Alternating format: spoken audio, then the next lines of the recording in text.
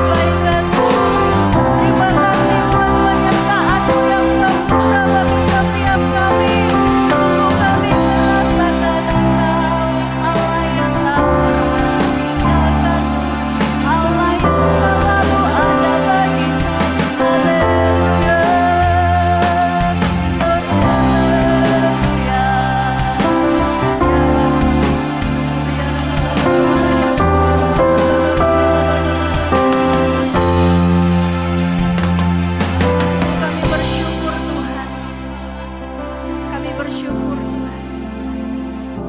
Tak pernah sedetik pun Tuhan melewatkan setiap kami. Engkau selalu ada bagi setiap kami. Dan kami boleh merasakan Engkau Bapa yang begitu baik. Engkau selalu memeluk kami. Engkau selalu memegang tangan kami. Karena kami adalah anak-anak kesayangan-Mu. Terima kasih Bapa. Kami bersyukur buat hari ini. Kami ada di tempat ini untuk menyenangkan hati-Mu. Maka biarlah Tuhan, segala sesuatu yang kami berikan sungguh berkenan di hadapan-Mu dan boleh memuliakan nama-Mu Tuhan. Kami bersyukur buat pagi hari ini dalam nama Tuhan Yesus. Haleluya. Amin. Mari saya undang semua kita bangkit berdiri. Kita akan memuji dan memuliakan Tuhan kita. Karena sebenarnya Tuhan sudah memberikan pujian, sudah memberikan di dalam bibir mulut setiap kita kata-kata untuk memuliakan Tuhan kita.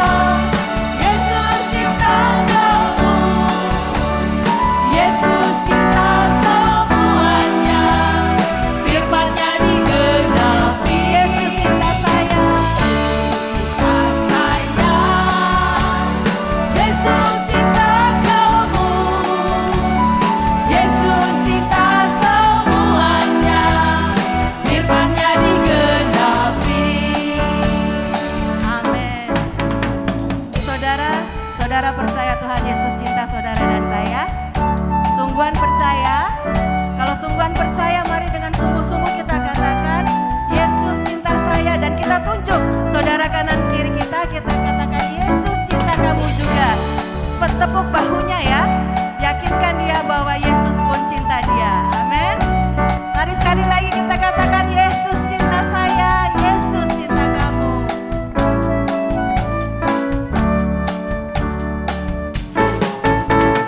Yesus cinta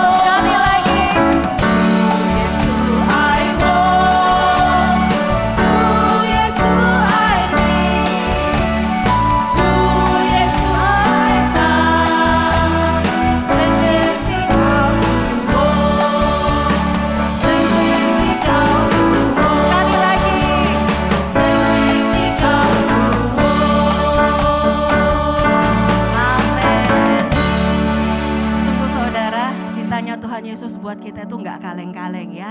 Setiap saat kita berada di dalam badai sekalipun Tuhan berjanji menyertai kita.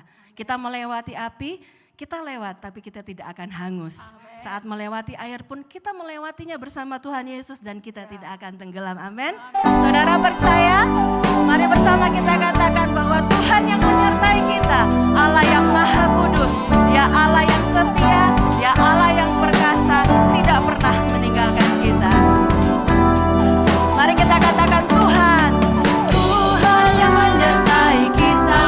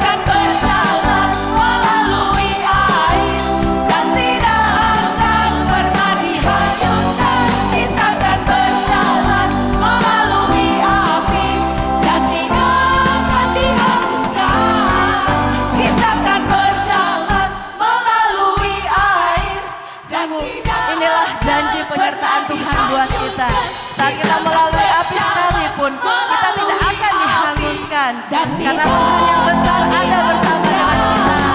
Kita akan berjalan melalui air dan tidak akan pernah dihanyutkan. Kita akan berjalan melalui api dan tidak akan dihanguskan. Dan tidak akan dihanguskan. Dan tidak akan dihanguskan. Sungguh luar biasa penyertaan Tuhan atas kita, amin. Oleh sebab itu jangan pernah ragukan, karena yang menyertai kita itu juru selamat. Jadi dia tidak akan pernah membawa kita ke tempat yang tidak baik, tidak aman, tetapi dia akan selalu membawa kita ke tempat yang aman. Bahkan setiap hari, mulai kita membuka mata kita, dia sudah menyatakan kasih-Nya yang besar bagi kita. Oleh sebab itu mari sama-sama kita katakan I love you Lord.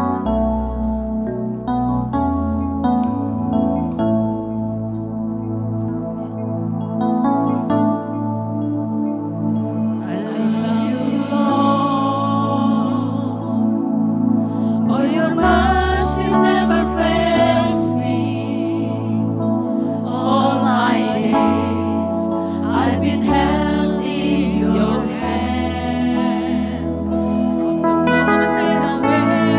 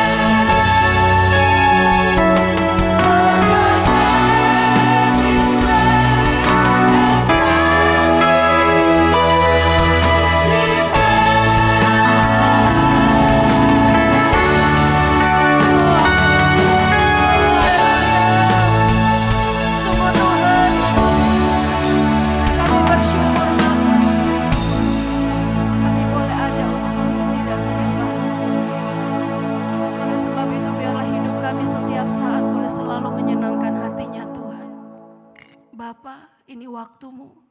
Berbicaralah bagi setiap kami. Roh Kudus, kami buka hati kami. Jamah setiap kami. Jadikan hati kami sebagai tanah yang subur Tuhan. Sehingga setiap benih kebenaran firman-Mu yang Kau taburkan pagi ini, itu boleh tertanam di dalam hati setiap kami. Dan dia boleh bertumbuh, dan dia boleh berbuah-buah. Dan Tuhan boleh dimuliakan dengan buah-buah yang ada di dalam hidup kami. Terima kasih Bapa, sungguh kami bersyukur. Berbicaralah bagi setiap kami. Telinga kami siap untuk mendengarkan firman-Mu. Dalam nama Tuhan Yesus, haleluya, amin. Silakan duduk saudara yang dikasihi Tuhan. Pagi ini firman Tuhan akan dilayani oleh Bapak Pendeta David Handoyo. Saya persilakan.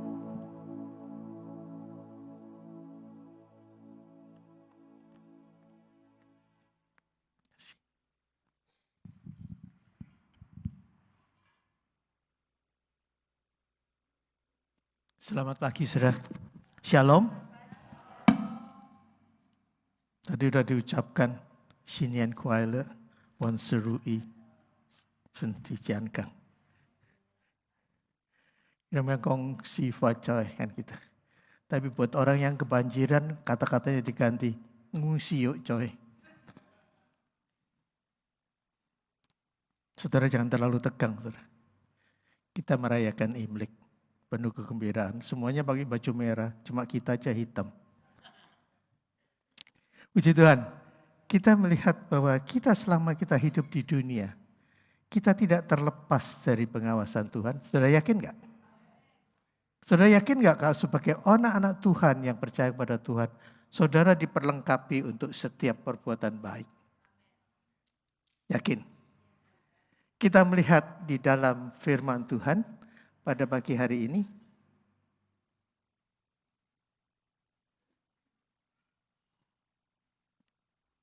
judulnya diperlengkapi.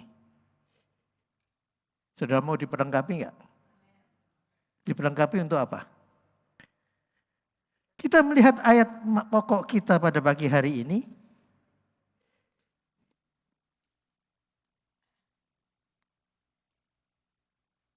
Kenapa kita diperlengkapi? Karena kita menghadapi keadaan pada saat ini. Saudara, kalau saudara melihat di dalam 2 Timotius 3 ayat 1 sampai 17, saudara nggak usah baca semuanya. Tapi ini adalah sebagai dasar dari pembacaan firman kita pada hari ini. Di sini dikatakan judul dari perikop 2 Timotius 3 mulai ayat 1 sampai 17 adalah keadaan manusia pada akhir zaman.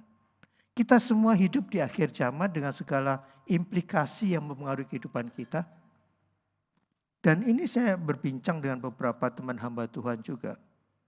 Seringkali saya katakan, fenomena di akhir zaman, manusia dikuasai oleh apa, Sir? Kita dikuasai oleh gadget.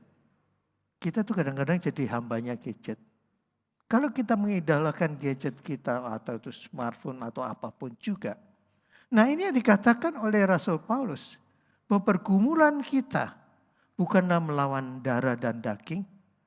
Tetapi melawan penguasa-penguasa dan penghulu-penghulu di udara. Kalau kita ngomong penghulu di udara pada zaman dulu, waktu zaman saya kecil. Kalau firman ini diberitakan penghulu udara, bayangan kita adalah roh-roh yang gentayangan di udara. Genderuwo, itu bayangan kita, saudara. Tetapi sudah perhatikan Alkitab kita. Ditulis 2000 tahun, lebih dari 2000 tahun yang lalu. Tetapi itu memberitakan apa yang ada pada akhir zaman ini. Pergumulan kita melawan penguasa-penguasa di dunia. Kita nggak perlu melawan penguasa yang ada di dunia. Nanti suatu saat kita akan ngalamin itu. Tetapi yang ada saat ini. Saudara perhatikan yang namanya cloud. Nah ini kan semua dilewatkan udara semua. Saudara bisa membuka smartphone saudara, handphone saudara, ataupun apa saja. Itu semua dihubungkan dengan yang ada di udara semua. Kan lewat udara itu penyebarannya. Nah itu musuh kita saudara, ini kita nggak sadar. Tapi itu menjadi gaya hidup kita. Teknologi yang modern menguasai kehidupan orang banyak termasuk kita. Memang nggak ada teknologi susah saudara. Sekarang betapa mudahnya saudara belanja ke toko, saudara nggak usah bawa dompet toh. Ya toh? Semua bisa bayar pakai QRIS. Yang penting asal ada isinya di dalam. Itu. Itu. Saudara nggak bawa dompet, tetapi pastikan kalau saudara scan itu ada isinya. Kalau nggak ada isinya juga ditolak. Gitu. Itu baik. Itu lebih bagus daripada kredit card, saudara. Kalau kredit card tuh kita kadang-kadang kita asal taken aja, tapi akhir bulan nanti kita jadi masalah. Nah hidup kita dikuasai oleh itu. Saudara. Itu kan semua lewat udara semua. Itu yang ada. Tapi kalau kita lihat, menghadapi keadaan saat masa ini, apa yang menjadi ciri-ciri masyarakat saat ini?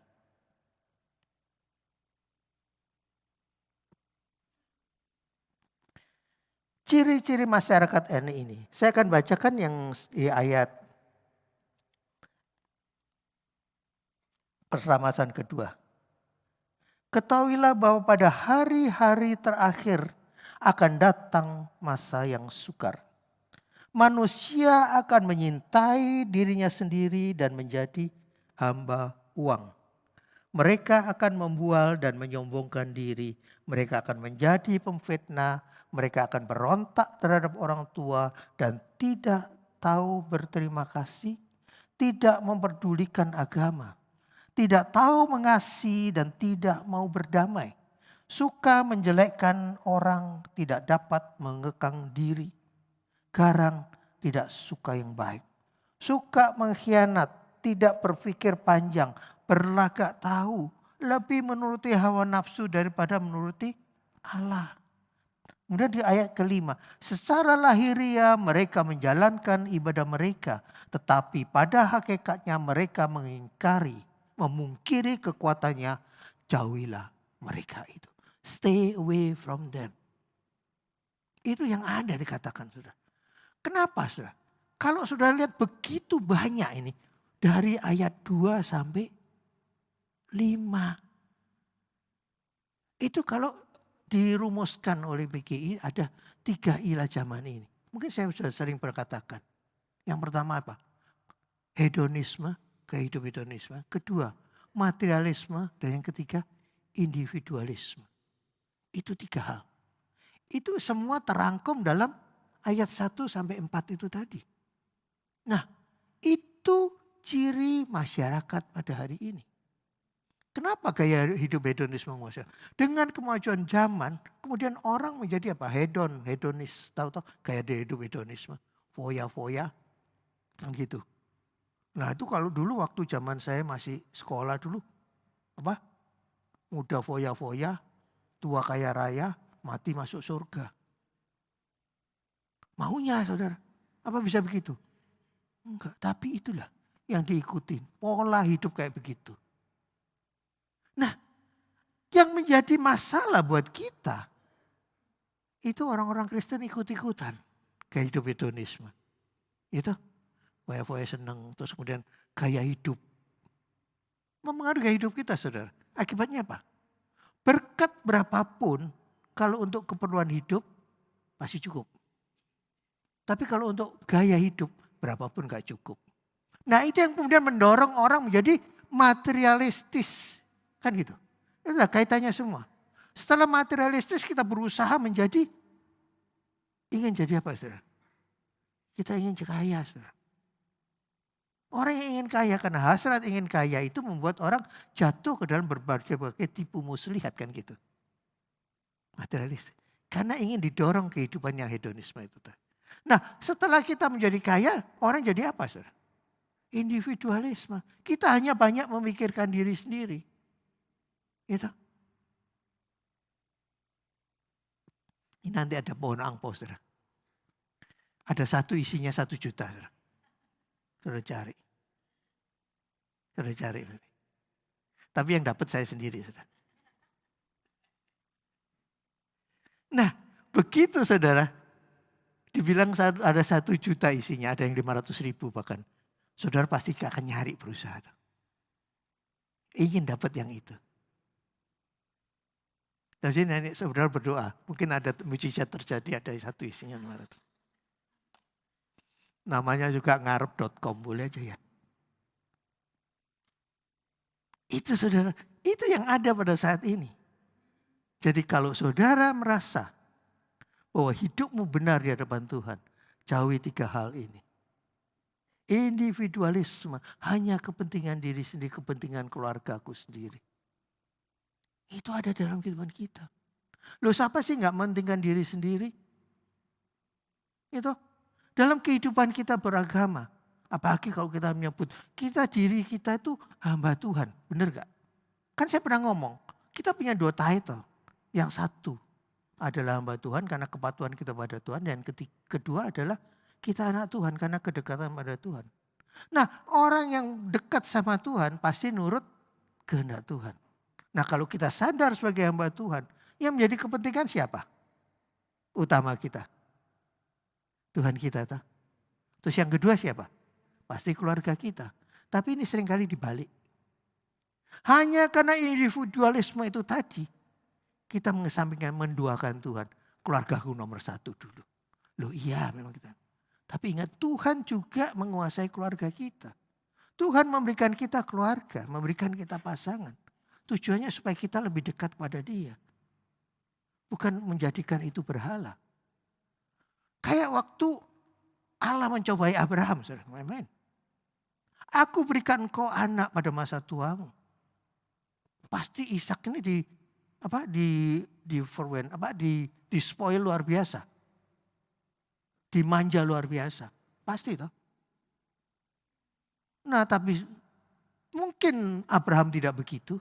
Tapi yang namanya ibu. Kalau ibu jelek bagaimanapun itu anak. Pasti dia akan belain. Itu natural. Itu adalah suatu yang alamiah. Kita gak bisa salahkan. Tapi begitu Tuhan lihat engkau mulai memberhalakan anakku. Aku minta itu anak kembali. Loh, tapi kita gak bisa memandangnya bahwa tidak dikatakan dalam kitab bahwa Abraham memanjakan Ishak. Tapi Allah ingin membuktikan iman Abraham. Tapi kemudian itu tidak akan datang. Mungkin datang ke kita.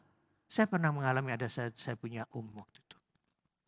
Dia punya anak di masa tuanya. Ini anak jadikan berhala banget. Jadi melupakan anaknya yang gede. Tuhan ambil tuh anak sudah. Saya sih nggak menghakimi ya. Cuman oh iya. Dia mulai melupakan ibadah dia. Mulai semua apa-apa dia. Padahal utama kita adalah Tuhan. Kan gitu. Jadi hati-hati saudara. Saya nggak nakut-nakutin. Tuhan akan minta itu. Minta pertanggungan jawab. Aku berikan kau berkat. Kau bisa bertanggung jawab gak terhadap berkat yang kuberikan. Tetapi manusia hedonisme itu tadi. Yang diutamakan adalah kepentingan pribadi sendiri. Bisa dibalik nih. Hedonisme dulu atau individualisme. Bisa juga individualisme sendiri. Karena itu 3 hal itu menjadi satu kesatuan yang diterjemahkan di dalam dielaborasi diuraikan dalam ayat 1 sampai 4 ini tadi. Mencintai diri sendiri, individualisme, ingin hidup foya-foya, kan gitu. Berkembangnya masyarakat pada saat ini. Kafe berkembang begitu. Makin mahal kalau di Jakarta makin laku. Restoran makin mahal, bookingnya 2 minggu. Makan apa? Makan gengsi. Yang dibeli apa? Suasana. You pay for the ambience. Keren tuh namanya. Nah kita kadang-kadang hanya menerima suasana tapi tidak melihat esensi dari apa yang kita bayar. Tuhan menyediakan kita suasana yang indah. Tapi esensi yang terpenting daripada keindahan hadirat Allah adalah bagaimana sikap kita, hati kita terhadap Tuhan. Itu saudara, itu esensi yang ada. Kita gak bisa, oh iya aku diberkati, iya. Tapi hati-hati menggunakan berkat. Jangan sampai mengarah hedonisme. Saudara, ibadah kita cuma berapa sih? 1,5 jam. Itu pun kita tidak bisa mendekatkan diri pada Tuhan. Ribut ngurusin anak. Ribut ngurusin ini. Keluar masuk ruang ibadah. Itu buat saya hinderlek sekali. Sangat mengganggu. Ingat. Cuman 1,5 jam. Tapi karena engkau punya sikap individualisme. Mementingkan diri sendiri, engkau tidak peduli orang sekeliling. Saya ngomong ini bukan di sini saudara. Di sono. Tapi mungkin di sini gak jarang gitu. Hati-hati saudara. Itulah ciri-ciri manusia pada hari ini. Terus yang kedua. Dilema orang percaya. Orang percaya pada saat ini kita dikatakan bahwa kita saat ini seperti ditampi. Saudara tahu menampi? Menampi beras. Kalau sekarang kan saudara semuanya pakai di slab di orang yang giling beras itu sekarang pakai mesin. Kalau zaman kita dulu kan pakai alu. Kalau zaman dulu juga mengisar gandum itu kan setelah itu kan ditampi supaya kulitnya keluar. Nah, yang tidak didapatin berat kita kabur terbang. Kita mau jadi sekam atau mau jadi beras. Kalau beras ditampi tetap, tapi kalau sekam terbang. Itulah dilema yang kita hadapin. Kita mau ikut dunia kok takut dosa. Mau ikut Tuhan banyak rambu-rambunya, banyak pencobaan Tuhan. Saudara boleh pilih, itu dilema. Ikut dunia kok kelihatan indah, gemerlap, dugem. Dunia gemerlap, banyak terjadi. Loh memang enak saudara ikut dunia, siapa yang bilang gak enak? Tapi kalau pola pikir ini mulai merasukin kehidupan kita. Hati-hati saudara. Kita menjadi sekam kalau didapat. Aku dapatin engkau terlalu ringan. Itu tulisan Raja Belsasyar di kitab Daniel. Telah kutimbang kau. Mene tegel ufarsip. Ku dapatin engkau terlalu ringan. Karena engkau seperti sekam. Hai engkau Raja Belsasyar. Kita enggak sejahat Belsasyar. Tetapi dikatakan kita ditampi. Dilema kita mau ikut Tuhan. Kok banyak rambu-rambunya. Ikut dunia takut dosa. Orang yang gini hidupnya adalah merana toh. Pak kerakap tumbuh di atas batu. Hidup segan mati tak mau. Itu orang. Orang yang merana adalah hidup segan. Disuruh mati takut gak masuk neraka. Mau hidup kok banyak rambu-rambunya. Kita nggak bisa jadi orang Kristen yang tahu. Dilema kita. Kita mau ikut dunia atau mau ikut Tuhan? Pasti mau ikut Tuhan. Mau ikut Tuhan sekarang? Mau masuk surga? Mau. Mau masuk sekarang? Ketawa. Kita siap nggak saudara? Saya nggak megang kunci kerjaan surga Tuhan. Nggak. Saudara perlu orang dalam yang bisa bukain dalam surga. Nah siapa orang dalam kita? Ya Tuhan. Nah kita siap enggak? Kita di akhir-akhir zaman ini. Kita didorong menjadi jemaat yang sempurna. Dikatakan gereja yang sempurna. Kalaupun ditampi. Kita tidak terbang seperti sekam. Tapi kita seperti biji gandum yang berisi. Kan dulu ada yang namanya apa? Pari gabuk. Padi gabuk tuh tanya Mbak Tri itu tahu. Padi yang lainnya isi, kalau dibuka nggak ada isinya. Itu sekam. Nah kita jangan seperti kita indah kepada hadapan Tuhan. Tapi di dalam nggak ada isinya. Oh iya, dulu aku setia. Dulu aku pengikut Tuhan. Tuhan nggak ngelihat yang dulu saudara. Kita lihat akhirnya. Yang sekarang mau apa? Kita jadi pari gabuk atau padi yang ada isinya. Nah itu katakan. Dilema kita. Nggak ada pilihan lain. Saudara. Mau hidup benar di hadapan Tuhan. Ikut perintah Tuhan. Ketiga, kita perlu firman Tuhan. Untuk mengatasi dua ini, mau gak mau kita perlu firman Tuhan. Ayat pokok kita pada pagi hari ini adalah di dalam 2 Timotius 3 ayat 16-17. Ayat terakhir dari perikop ini. Segala tulisan yang diilhamkan Allah memang bermanfaat untuk mengajar. Perhatikan saya garis bawahi. Untuk menyatakan kesalahan, menegur. Dan memperbaiki kelakuan. Dan untuk mendidik orang di dalam kebenaran. Dengan demikian tiap-tiap manusia kepunyaan Allah diperlengkapi untuk setiap perbuatan baik. Ya kan? Fully equipped for every good work. Fully equipped. Jadi diperlengkapi dengan lengkap dengan penuh. Gak main-main saudara. Tetapi lihat syaratnya. Kita percaya bahwa firman Tuhan difirmankan oleh Allah. Seringkali menjadi perbantahan. Apakah benar Alkitab ini ilham Allah? Ditulis manusia tapi diilhamkan oleh Allah. Dan kalau saudara perhatikan di dalam Yohanes 1 ayat 1. Pada mulanya adalah firman. Dan firman itu adalah Allah. Dan firman itu datang dan menjadi ada di antara kita. Siapakah sang firman? Yesus. Firman-Nya itu menjadi hal yang mengajar kita. Karena kita perlu diajar firman Tuhan. Karena tanpa firman Allah dikatakan hidup manusia menjadi liar. Kan begitu. Umatku binasa karena tidak punya pengetahuan. Karena engkau telah menolak pengajaran itu. Aku menolak engkau. Itu sudah lihat di kitab Yehezkiel. Saya katakan dengan kata-kata saya sendiri. Tapi intinya begitu. Kalau kita menolak firman. Tuhan akan menolak kita. Menolak firman berarti menolak Yesus. Gampang. Tetapi firmannya kok berat Tuhan? Nah iya. Tapi katanya mengajar. Kita perlu belajar firman Allah. Dan kemudian menyatakan kesalahan. Seringkali firman Tuhan itu datang. Menyatakan kesalahan kita. Saya nggak mau menghakimi saudara. Tetapi kalau saya ngikut apa yang Tuhan berikan dalam hati kita. Itu yang kuucapkan. Tetapi ingat. Mungkin pahit firman Tuhan. Mungkin pedas. Tetapi ingat. Namanya pahit itu obat saudara.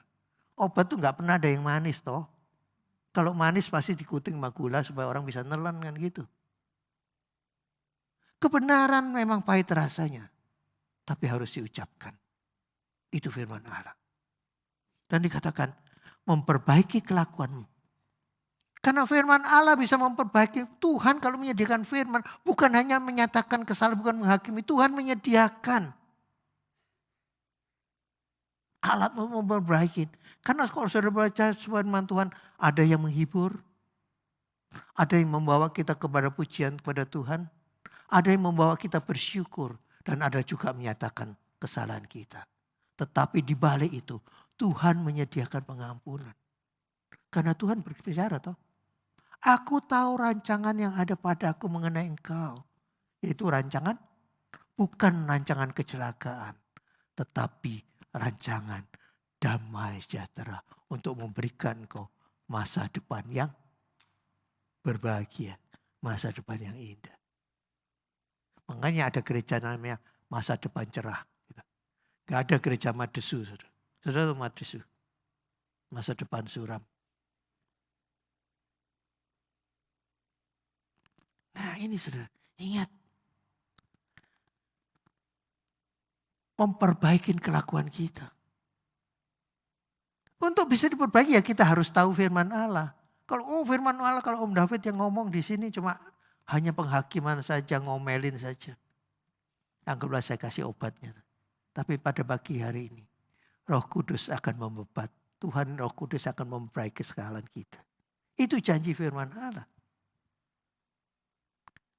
Mendidik orang di dalam kebenaran. Tanpa firman bangsa menjadi liar dikatakan toh. Kalau saya menjadi liar jadi apa? Enggak terkendali. Tuhan bawa orang Israel di padang gurun 40 tahun. Dengan maksud untuk merendahkan hati.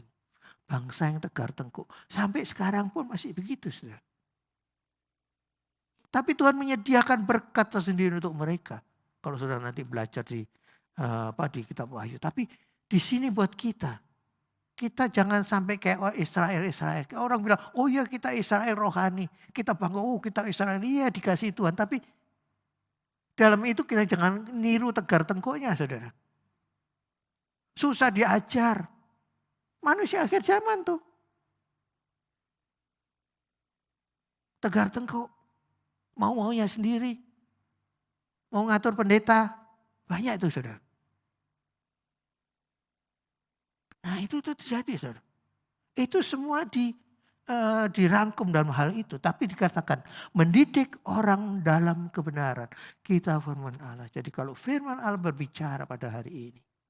jangankan keraskan hatimu. Karena Tuhan menyediakan pemulihan yang sempurna. Seberapa dalam pun kesalahanmu, ingat.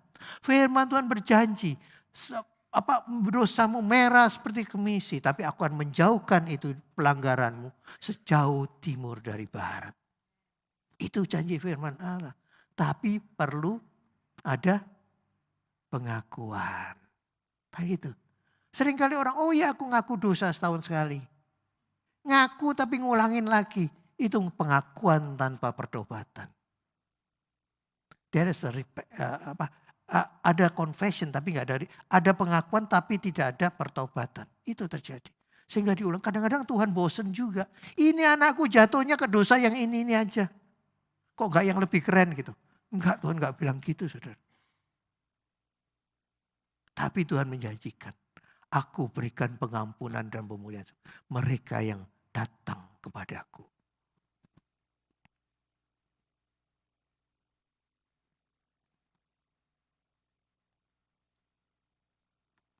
Pola kehidupan apa yang Tuhan hendak? Dalam Amsal 6 ayat 23. Karena perintah itu pelita dan ajaran itu cahaya. Dan teguran yang mendidik adalah jalan kehidupan. Itu adalah pola kehidupan yang Allah ingin ada di dalam diri kita. Yaitu apa? Kita memegang perintah itu sebagai pelita. Kalau saya lihat di dalam Mazmur juga, Mazmur 115.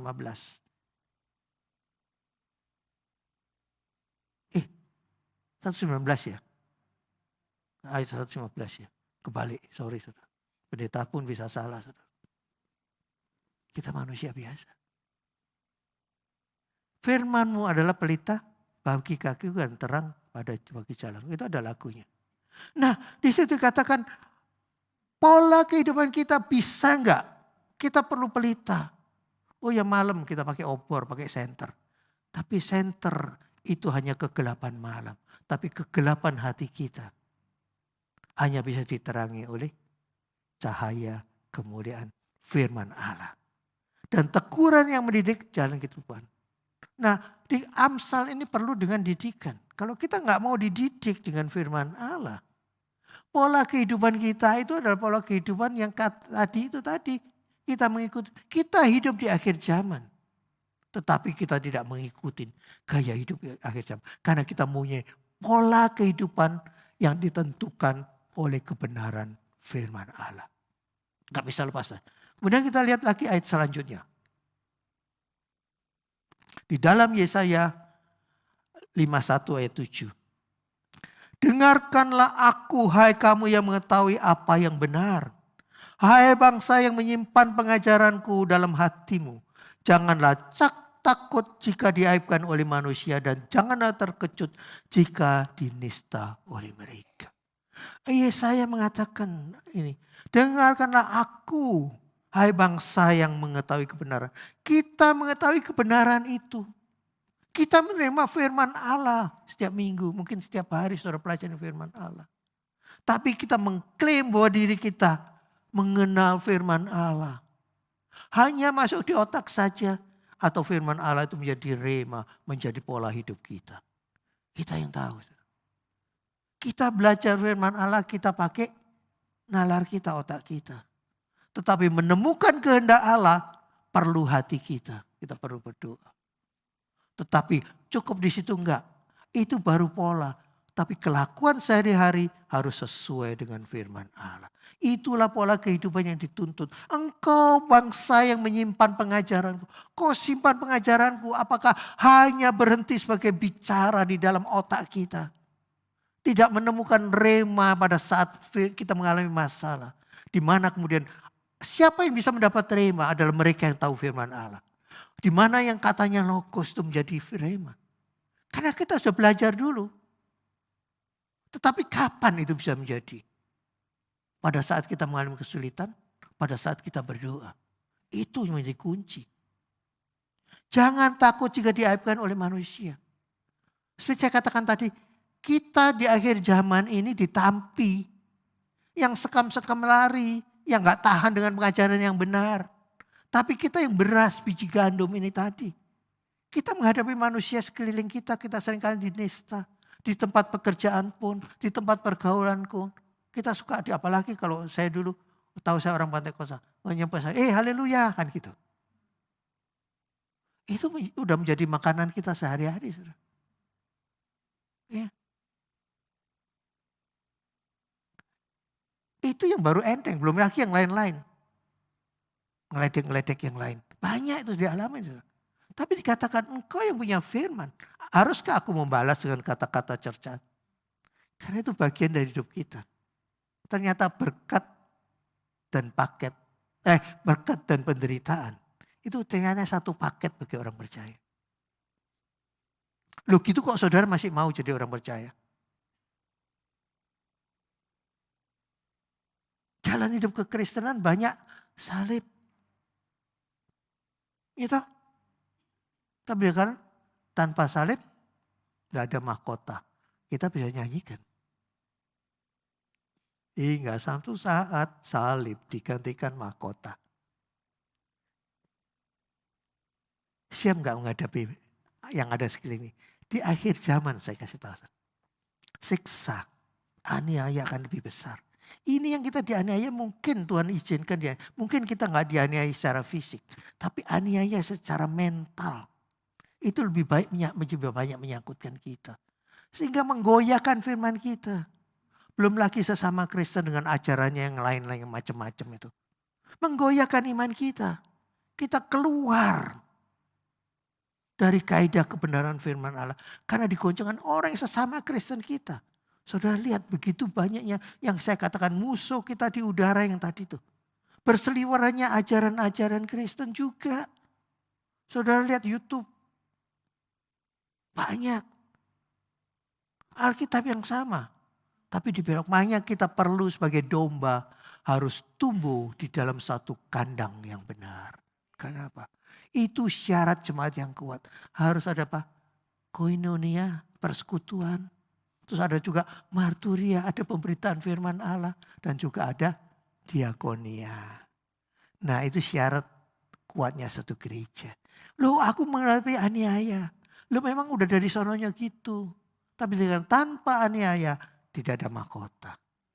Mereka dikatakan apa Paulus bilang. Aku telah mengakhiri pertandingan yang baik. Dan aku memelihara iman. Dan telah tersedia mahkota. Lah aku kan bukan Paulus. Loh iya saudara. Tetapi di tiap kita.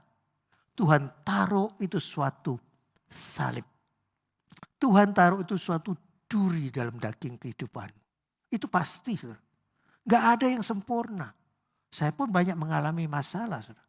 Saya bicara kepada hamba Tuhan senior. Dia hanya kasih satu kalimat. This is to keep you humble. Itu aku taruh itu supaya engkau rendah hati.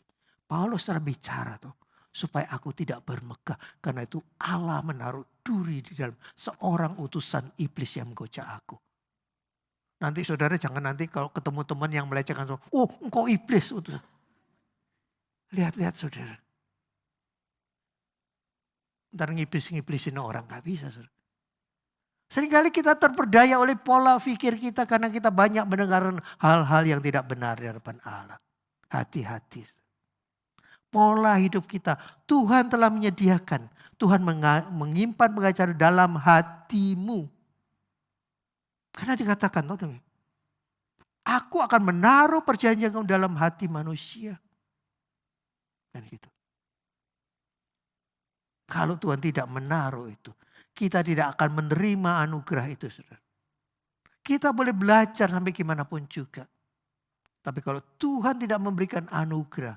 Tidak menaruh perjanjian dalam hidup manusia. Itu janji firman Allah.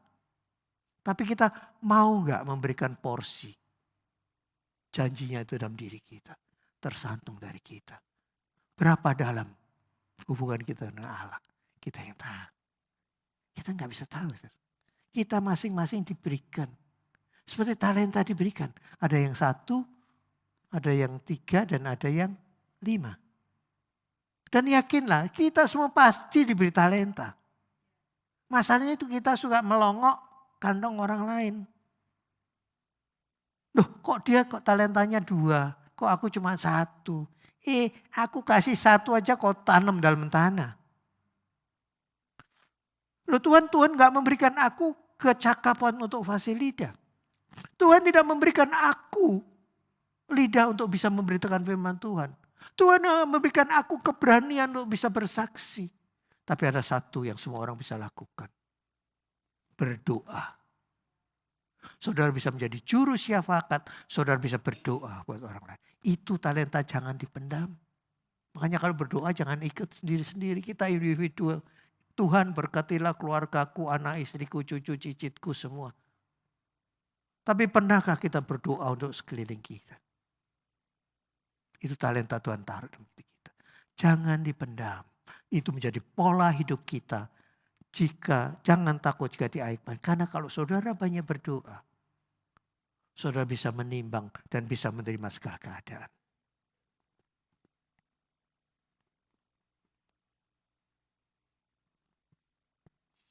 Dan yang terakhir saudara, andalkan Roh Kudus. Gak ada. Kita berbicara, saya berbicara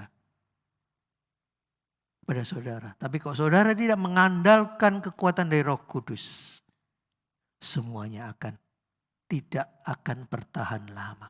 Seperti bunga rumput, kena panas matahari layu, diinjak-injak. Tapi firman yang Tuhan berikan akan dimeteraikan oleh kuasa Roh Kudus. Kalau kita mau dipimpin oleh Roh Kudus dan dipimpin oleh kebenaran firman Allah. Yohanes 14 ayat 26. Tetapi penghibur yaitu Roh Kudus yang akan diutus oleh Bapa dalam namaku. Dialah yang akan mengajarkan segala sesuatu kepadamu dan akan mengingatkan kamu akan semua yang telah kukatakan kepadamu. Itu fungsi Roh Kudus. Mempelajari firman Allah untuk mengerti menjadi orang yang diperlengkapi firman Allah. Minta kekuatan Roh Kudus. Karena Yesus sendiri yang bilang. Kita boleh belajar sampai apapun. Tapi tanpa meterai dari kuasa Roh Kudus. Yang memeteraikan kebenaran itu dalam hati kita. Rema tidak akan terjadi. Karena dikatakan setiap manusia kepunyaan Allah akan diperlengkapi. Fully equipped. Untuk berbuat baik. Nah, kalau Tuhan membekali kita dengan firman-Nya itu. Firman menjadi pola hidup kita. Dan kita mengandalkan kuasa Roh Kudus. Yakinlah. Kita diperlengkapi. Pada pagi hari ini. Kita semua diperlengkapi oleh firman Allah. Kita sudah mengerti firman Tuhan. Tetapi gak cukup saudaranya belajar sehari di hari Minggu saja. Hari-hari kita isi gak? Kita tidak akan berhenti. Kita tidak akan berhenti membaca Alkitab ini. Sepanjang hidup kita.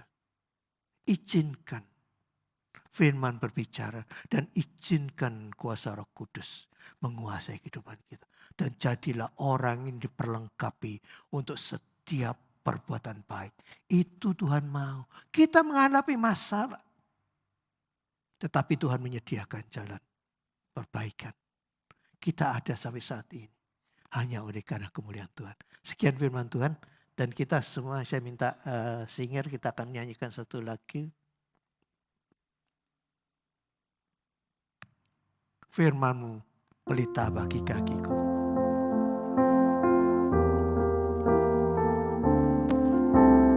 Kita semua mau berdiri saudara.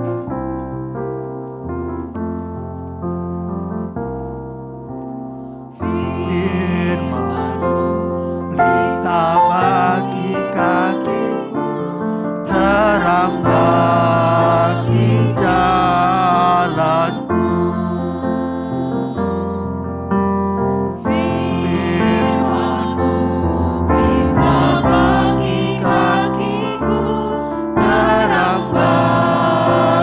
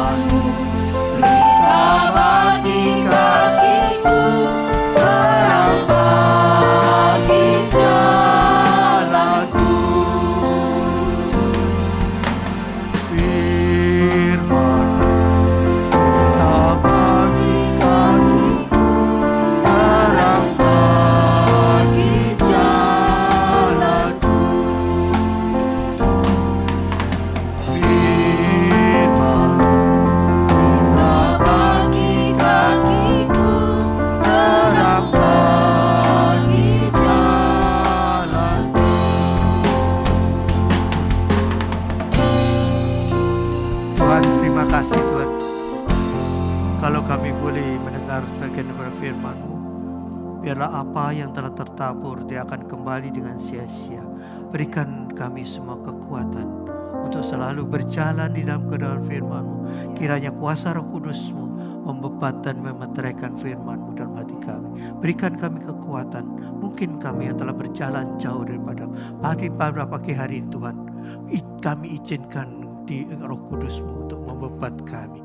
Kami izinkan diri kami untuk dibaharui. Kami izinkan diri kami untuk diperlengkapi untuk setiap perbuatan baik, karena itu adalah firman-Mu. Terima kasih Tuhan.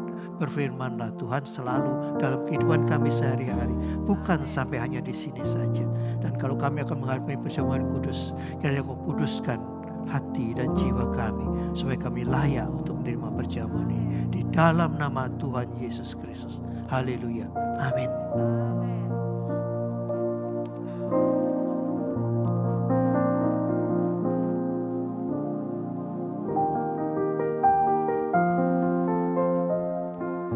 Puji Tuhan, saudara diberkati dengan firman Tuhan, amin. Saya persilahkan duduk kembali. Pada pagi hari ini kita akan melakukan perjamuan kudus.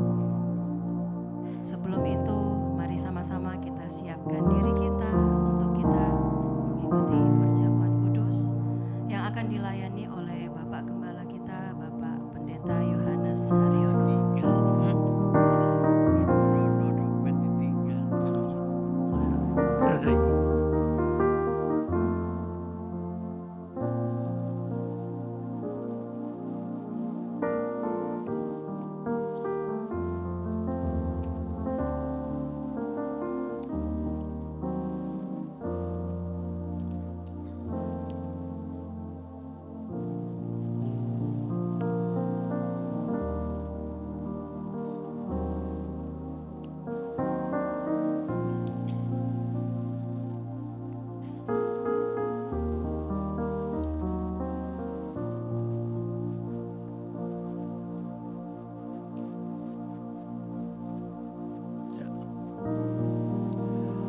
Puji Tuhan.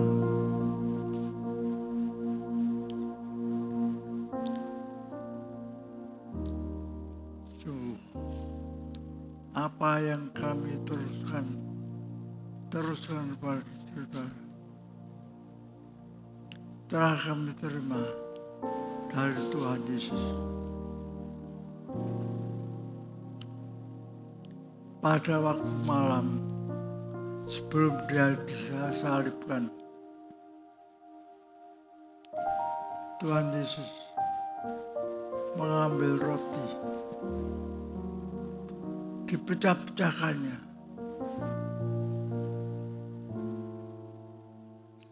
dan Dia berkata, "Inilah tubuhku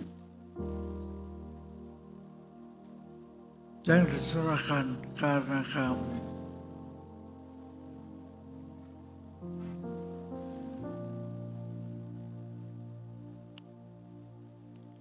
Maka itu, seberapa kali kamu makan, ingatlah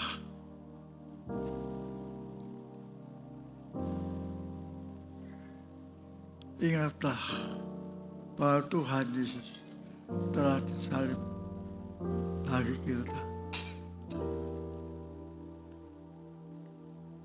Dan setelah Dia makan, diambil cawan, diucapnya syukur, lalu Dia berkata,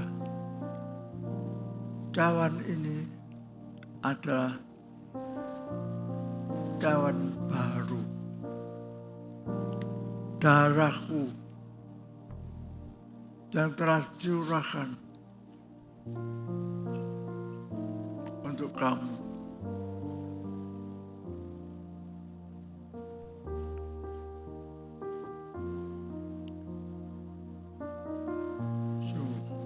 Darah Yesus menghapuskan semua dosa kita.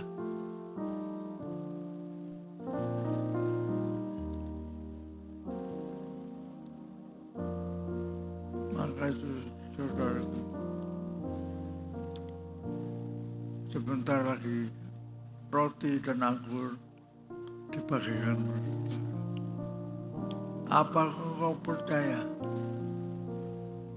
bahwa engkau bersekutu di dalam tubuh dan darah Yesus?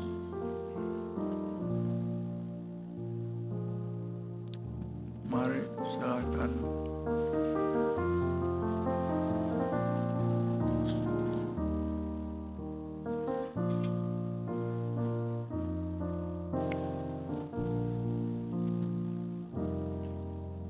Kasih Allahku sungguh telah terbukti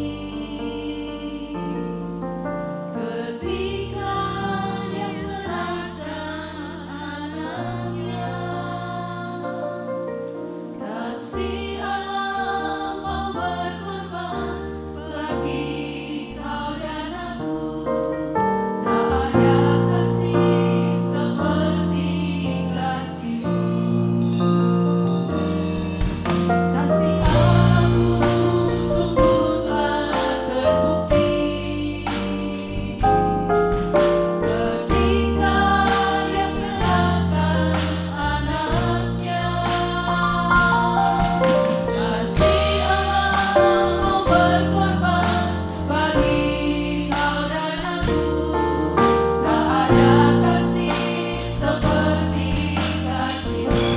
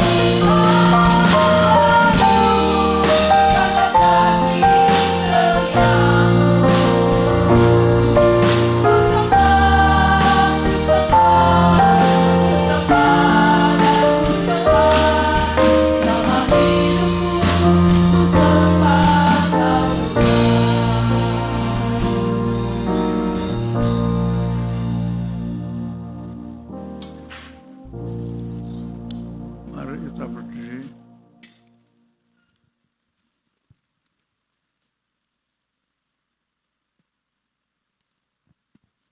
Ya. Siapkan rotimu.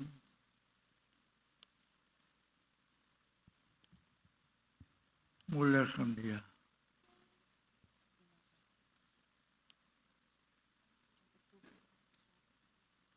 Dan makanlah.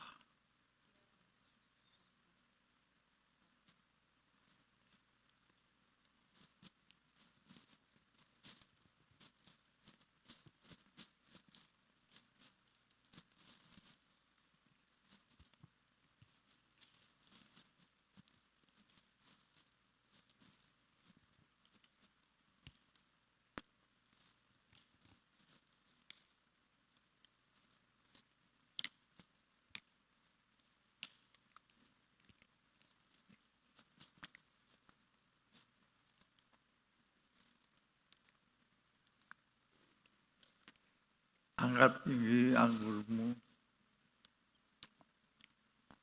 Haleluya. Ucapkan syukur.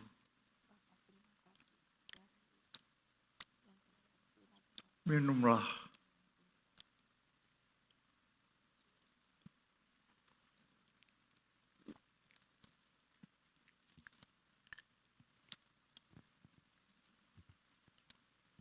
Ya, mari memuji Tuhan.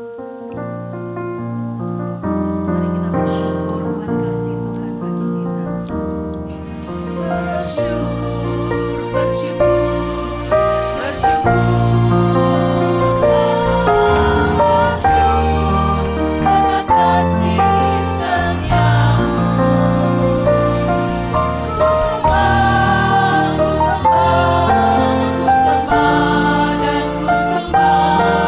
Selama hidup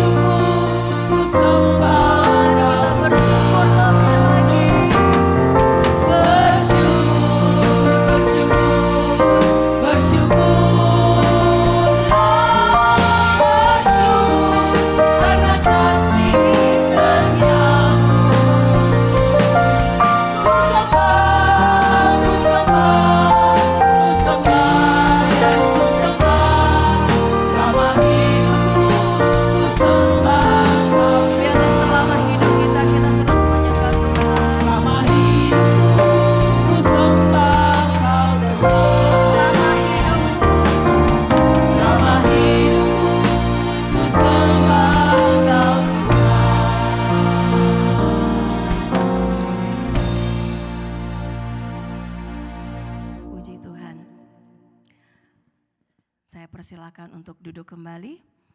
Mari bersama-sama kita akan membawa persembahan kita kepada Tuhan. Oleh sebab itu kita persiapkan yang terbaik bagi Tuhan dan sama-sama kita berdoa, kita serahkan semuanya kepada Tuhan. Mari saya undang untuk pelayan persembahan. Mari bersama kita serahkan apa yang kita punya kepada Tuhan, amin. Mari kita sama-sama berdoa. Bapa, sungguh kami mengucap syukur Tuhan. Terima kasih buat penyertaan-Mu. Kami tahu Tuhan, apa yang kami punya itu semuanya daripada-Mu. Oleh sebab itu pada pagi hari ini kami mau mengembalikan apa yang sudah Tuhan berikan bagi kami. Kami percaya Engkau akan mencukupi, Engkau akan memberkati setiap jemaat. Engkau yang akan memenuhi setiap kami dan Engkau yang akan menepati janji pemeliharaan-Mu bagi setiap kami. Sungguh kami bersyukur Bapa, dalam nama Tuhan Yesus. Amin. Bagi setiap orang yang percaya kepada Tuhan, anak cucunya tidak akan meminta. Kasih Allah pada kita, diberkatilah anak cucu kita di mana-mana. Tuhan mengubah miskin dan menjadikan kaya. Dia merendahkan dan meninggikan juga. Berbahagialah bagi orang yang percaya. Amini saudara. Anak cucunya pasti tidak akan meminta-minta. Karena Allah menggenapi firman-Nya. Tiada yang mustahil bagi orang percaya. Sekali lagi kita katakan begitu besar kasih Allah. Itu besar kasih Allah pada kita. Diberkatilah anak cucu kita di mana-mana. Tuhan mengubah miskin dan menjadikan kaya. Dia merendahkan dan meninggikan juga. Sungguh setiap kita berbahagia, amin. Bagi orang yang percaya. Mari kita aminkan bersama. Anak cucunya pasti tidak akan meminta-minta. Ya Allah yang akan selalu Menggenapi firman-Nya. Tiada yang mustahil bagi orang. sungguh tiada yang mustahil bagi orang percaya. Tiada yang mustahil bagi orang percaya. Amin. Saudara percaya tidak ada yang mustahil bagi kita, amin. Dan Tuhan pasti akan menggenapi firman-Nya bagi setiap kita yang sungguh-sungguh percaya kepadanya. Dan pada pagi hari ini kami rindu juga berdoa buat saudara-saudara yang berulang tahun maupun ulang tahun pernikahan yang ada di tempat ini maupun di rumah-rumah. Saya persilahkan untuk berdiri di tempatnya masing-masing. Kami rindu untuk mendoakan saudara semuanya. Nanti penginjil Roslin akan berdoa buat saudara yang berulang tahun. Mari bersama kita katakan selamat ulang tahun. Selamat ulang tahun, selamat dan bahagia. Kiranya Tuhan memberkati selamat panjang umur. Bapa, di dalam nama Tuhan Yesus, pada pagi hari ini kami memberkati saudara-saudara kami yang berulang tahun, baik itu ulang tahun sendiri maupun juga ulang tahun pernikahan. Tuhan, kami berdoa supaya panggilan-Mu makin nyata di dalam hidup mereka.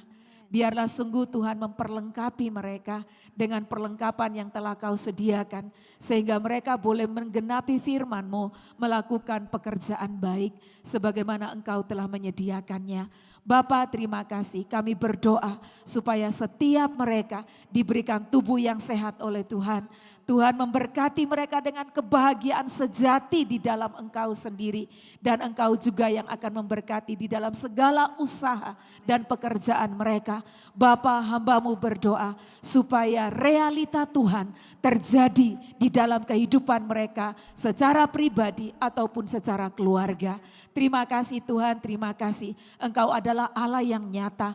Biarlah kenyataan-Mu nyata di dalam hidup mereka. Engkau Allah yang besar dan Engkau yang besar itu mereka boleh alami di dalam hidup mereka. Terima kasih Bapa, terima kasih. Kedahsyatan-Mu, keajaiban-Mu mereka selalu rasakan dan alami di dalam hidup mereka sehari-hari. Terima kasih Bapa, terima kasih.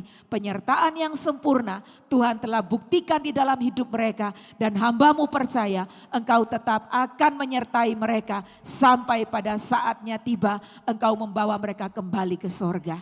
Terima kasih Bapa, terima kasih. Dalam nama Tuhan Yesus kami memberkati mereka. Haleluya, amin. Amin. Sekali lagi kami mengucapkan selamat ulang tahun dan selamat ulang tahun pernikahan buat saudara-saudara yang merayakannya. Saudaraku, ada beberapa hal yang harus kita perhatikan ya. Yang pertama, kami mengundang saudara untuk ikut di dalam ibadah doa malam. Tadi kita sudah mendengar ya, Bapak David sudah menyampaikan bahwa minimal itu ada satu talenta yang sudah Tuhan kasih buat setiap kita. Itu doa ya. Kalau doa di rumah masing-masing, doa sendiri-sendiri, saya percaya setiap hari kita berdoa ya. Tetapi untuk saat ini, mari kami mengajak saudara sekalian untuk bersama-sama kita berdoa di tempat ini pada hari Selasa jam 7 malam ya. Ayo kita semua ikut berdoa, bukan untuk diri sendiri tetapi untuk saling mendoakan dan mendoakan orang lain ya. Jadi jangan lupa catat Selasa jam 7 malam di gereja IRC. Kemudian untuk hari Kamis, itu kita ada Bible study lewat grup WhatsApp ya. Jadi saya mengundang seluruh jemaat yang belum ikut di dalam grup WhatsApp gereja, minta tolong untuk didaftarkan nomor HP-nya di Kak Rida atau Kak Roslin ya, supaya kita bisa semakin mengenal akan firman Tuhan. Karena seperti khotbah tadi dikatakan bahwa firman Tuhan itu adalah pelita bagi kaki kita dan terang bagi jalan kita, amin. Jadi jangan bosan-bosan untuk belajar firman Tuhan. Karena setiap kita belajar pasti ada hal baru yang akan Tuhan nyatakan buat kita. Dan buat untuk anak-anak pemuda, kami mengundang di hari Sabtu jam 5 sore ya di basement IRC. Jangan lupa, ayo datang untuk ibadah youth di tempat ini. Amen. Dan untuk hari Minggu, Blessing Revival jam 7.30, sekolah Minggu jam 9.30, dan teens remaja jam 9.30 juga ya. Jadi saya mengundang semua kita, ayo kita terlibat aktif. Karena ini sudah akhir zaman, mari kita memotivasi diri kita untuk semakin kenal Tuhan kita, semakin dekat dengan Tuhan kita. Dan yang terakhir, setelah ibadah saya meminta untuk seluruh jemaat tetap di tempat masing-masing dulu ya. Jangan langsung pulang, ada sesuatu yang spesial nanti dari Kak Roslin. Mari saya undang seluruh jemaat, kita bangkit berdiri. Kita akan mengakhiri ibadah kita dan kita katakan, sungguh Tuhan, ku bersyukur kepadamu karena Engkau Allah yang hidup, Engkaulah penolong kami.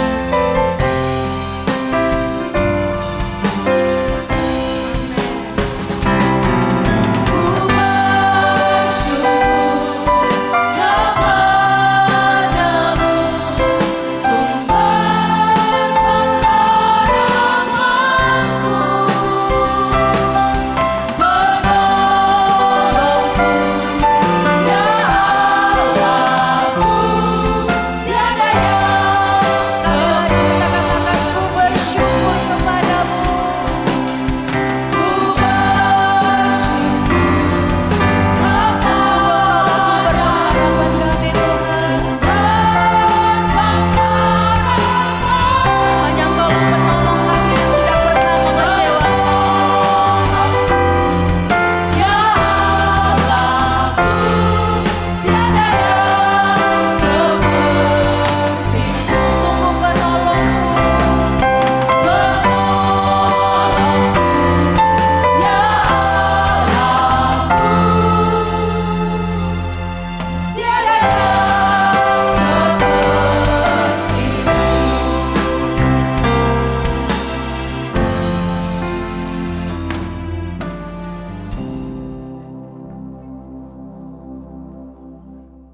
Terima kasih Tuhan, di akhir ibadah kami mau berdoa untuk Bapak Ibu Gembala, semua staf Gembala, mereka yang ada di pastori, satu persatu Kau perhatikan kehidupan mereka, pakari mereka dengan pakar kehidupan-Mu, pakar berkat-Mu, dan pakar kebenaran firman. Dan kami berdoa juga secara khusus untuk jemaat-Mu yang hadir pada pagi hari ini dan mereka yang belum sempat hadir. Engkau tilik kehidupan mereka, jagai kehidupan mereka.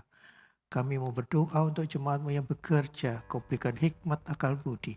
Mereka yang menjadi guru mengajar, Kau berikan hikmat akal budi. Mereka yang berdagang ataupun mereka menjadi profesional, semuanya kami serahkan kepadamu. Kiranya pagar berkat boleh ada atas kehidupan mereka. Cukupkan kebutuhan mereka. Dan mereka harus selalu bersyukur bahwa semua yang mereka alami hanya dari Engkau saja. Terima kasih Tuhan. Dan akhirnya saudaraku sekalian, Tuhan melindungi dan memberkati Engkau. Tuhan menyinari Engkau dengan wajahnya dan memberikan kasih karunia. Tuhan menghadapkan wajahnya kepadamu dan memberikan damai sejahtera. Kiranya berkat daripada Allah Bapa, kasih sayang pengorbanan daripada Yesus Kristus Putranya yang tunggal, serta meterai daripada kuasa Roh Kudus ada bersama kita mulai hari ini sampai selama-lamanya. Berkat ini kami terima hanya demi kebesaran nama Tuhan Yesus Kristus. Dan kita yang percaya berkata, amin. Selamat hari minggu.